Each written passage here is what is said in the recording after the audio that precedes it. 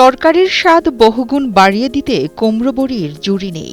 মজাদার তরকারির পাশাপাশি ভর্তা করেও খাওয়া হয় এই বড়ি। গ্রাম বাংলার ঐতিহ্যবাহী এক খাবার।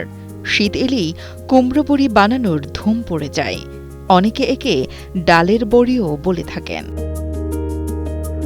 সুস্বাদু এই বড়ি তৈরি করতে আগের দিন রাতে ভিজিয়ে রাখতে হয় মাসকলাই ডাল। চাল কুমড়ো মিহি করে কুচি করে নিতে হয়। এরপর কুচি করে রাখা কুমড়ো খুব ভালোভাবে ধুয়ে পরিষ্কার পাত্রে পাতলা কাপড়ে বেঁধে সারা রাত ঝুলিয়ে রাখতে হয়। সকাল হলে ভিজিয়ে রাখা ডাল মেশিনে বাটা হয়। এরপর ডাল কুমড়ো মিশ্রণ করে যতক্ষণ না মিহি হয় ততক্ষণ হাত দিয়ে এই মিশ্রণ মেশাতে হয়।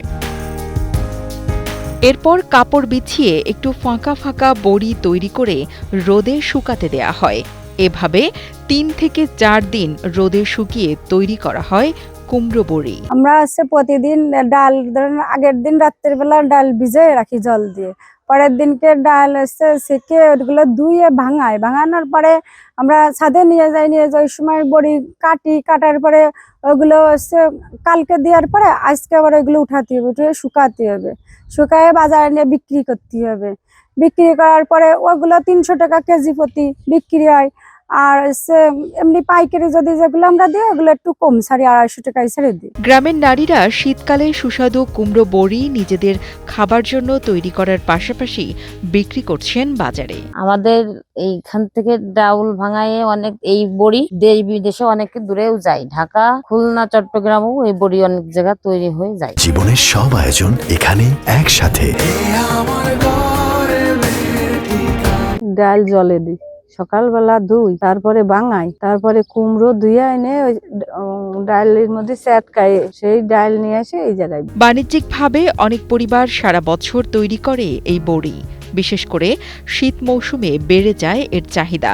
প্রতি কেজি বড়ি ২৫০ থেকে ৩০০ টাকা দরে বিক্রি হয়। এখানের মহিলারা কুমড়া বড়ি নিজেরা তৈরি করেন, বাড়িতেই সুন্দর পরিবেশে তৈরি করেন। আমি গতবার অনলাইনে দেখে এবার আসছি এখানে কুমড়ো বড়ি কিনতে।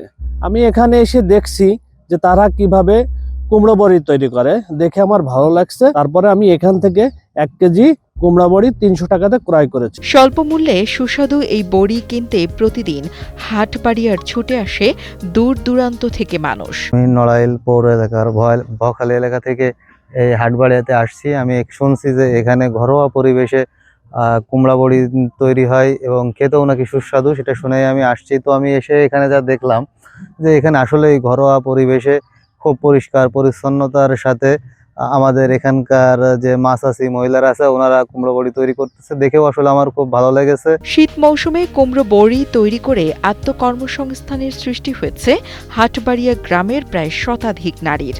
তাদের তৈরি এই কুমড়ো বড়ি জেলার চাহিদা মিটিয়ে যাচ্ছে বাইরের জেলাগুলোতেও। কৃপা বিশ্বাসের পাঠানো তথ্য ও ভিডিও চিত্রে ডেস্ক রিপোর্ট, কালের কণ্ঠ।